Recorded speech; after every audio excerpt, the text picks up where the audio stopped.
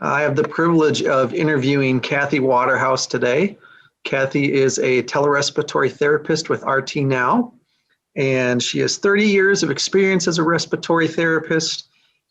She's a registered respiratory therapist in Minnesota and probably some other states as well, I would imagine. Is that correct, Kathy? Yep, I have Pennsylvania, Michigan, Missouri, and Minnesota. It's fantastic. And let's start with an easy question. Why respiratory care? So when I was younger, I was really sick, and I was in the hospital a lot when I was growing up. And I was going to go to be a surgical tech, and I got really, really sick and ended up in the hospital, and that didn't work out. So then I took interest tests to see what I would score higher in, and respiratory came up. And at that time, they were just starting a program. So it was my open door. Well, that's great. And what areas of respiratory care have you been involved in? So I do, I worked rural, so it's all acute care. I've worked long-term care with vet management, weaning. I do everything from babies to old people. So, and then recently I do pulmonary rehab. I started the program, and my next adventure, which by the end of the year, I will start doing pulmonary function tests. Oh, fantastic. Great. Well, what do you believe, how do you believe actually telerespiratory care can benefit patients? And before we start with that, how long have you been doing telerespiratory care now with RT? Just a little over a year. About a year. Right. Okay. So how do you see telerespiratory care benefiting patients? Just recently, it's been a big thing with the pandemic. These hospitals get equipment that they don't know.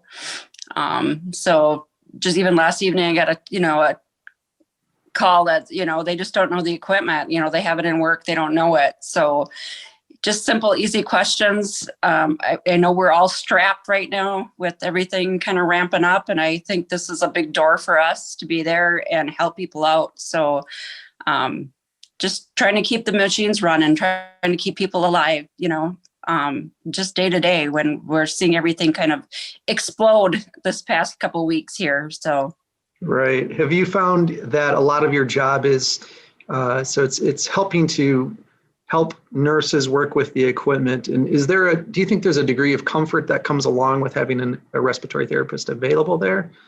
Yeah, definitely. Yeah. If you don't know the equipment, and to be, forced, well, it can be life or death, and not know what to do next, to have that reassurance to just be able to call somebody and somebody to walk you through it. I think it's going to be, it is big, and it's going to be pretty amazing, because we just can't be everywhere at one time. And right now that is evident that we can't be everywhere at one time. Absolutely. Yeah, and it's the respiratory therapist shortage is also getting projected to become worse in upcoming years as well. So I think it's even more important that people like yourself are able to reach the staff at hospitals that need your expertise. So what attracted you to RT Now in particular? For me, it was that a big COPD component. I knew at the time you guys were doing the hospitals and doing the RT Now, at the bedside. But for me, what I really want to see is us in homes. I want to see us being able to reach out to these people that have chronic diseases and make a change from day to day. They just don't know what to do out there. They might call the doctor, it's my appointment's a month out, I'm having trouble now, and they have no idea where to go with that. So then they end up in our hospitals. And I just think if we could break that and be at the homes and just being even a phone call to say, hey, have you used what you have? Have you used, have you called your doctor and got your meds? Have you, just even looking to see what they're doing at home, is their equipment clean? Are they using it right? I just think that's where I want to be. That's where I want to go. 'Cause I just think those people really, really struggle. And it's really sad because, we end up seeing them then in the emergency room or in our hospitals because they haven't been able to get what they need from point A to point B, and then they end up in the hospital in a crisis situation. And I think that can be averted very easily. I couldn't agree more. Yeah, and thankfully that's the direction we're going. It's as you know, with healthcare, it's a long field to be plowed, especially this initial times here, breaking into that home environment, and from acceptance to adherence to payment, and all those different areas. So it is encouraging that we're making steps that direction. I sincerely hope we get exactly what's on your heart there. Yeah, and that's where I want to go, and I tried through where I work, and it's like, wow, there's too many barriers here. I ain't gonna be able to break them, so I need some help. So you guys just were there to kind of bridge that gap and get things moving, and I'm able to help people in between, and I think it's great. Wonderful. So let's talk about some of those obstacles. So what are the obstacles that you have seen between connecting patients and respiratory therapists, just at large in the scope of healthcare today? We're not recognized by Medicare as a player yet. That's one of the biggest huge hurdles. You being able to recognize to be in the homes. It's really sad when it's okay for a paramedic to go out and see my patients, that the COPDers out there, and they have some wonderful programs, but it's really sad when you have other professionals being able to go out to the home and be able to, see firsthand and try to coach these patients. And it's like, wow, they're trying to do my job, which is great. We need that, but they don't have the expertise to be able to put it all together and to branch that. They're out there in the homes, but I don't think they have the expertise, and then relaying what they need to the physician can be difficult because that piece still really isn't there. Right.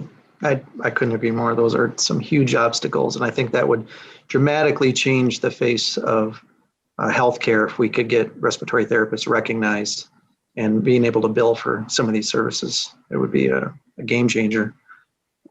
So let's imagine for a second that some of these obstacles were overcome. Then what would it look like? What can you imagine respiratory care looking like? Well, so I work a lot with cardiac rehab and chronic heart failure, and they have an amazing piece that they have. So they have a nurse that works Monday through Friday on the phones. So what they instruct their patients is if you gain more than 3 pounds in a day or 5 pounds in the week, you need to call us. So they start at the bedside when they're in the hospital. Mm-hmm. They give them this information. Those patients are able to, most of them, not all of them do it, but most of them do it. Will reach out to the nursing staff, and then the nursing staff has a physician that's right there to answer her questions and be able to get back in contact with that patient and make a change in their medication, or, maybe they need some lab work, or maybe they need an appointment. They may be seen, a lot quicker. And I just think if we had something like that for the COPD population, it would be game changing, and we would be able to make a difference out there in how we manage it. That's great thoughts. Last question for you. When you're not empowering respiratory care with RT Now, what are you doing in your free time? So currently, I'm kind of that sandwich generation. So I am currently, I help take care of my granddaughter, who's 5. I have a grandson who's 10. And then I'm also kind of rolling the dice and playing, helping to take care of my parents. So they're late 70s to 80s. So on my days off, I'm running either one direction or another direction, trying to keep things at bay and everybody moving. So I love my family. So that's kind of what I do. Oh, that's great. You obviously have a big heart, and you're a very caring and compassionate person. And thanks for taking the time to meet with me today, and for empowering respiratory care with us all. We really are thankful for you. Thank you.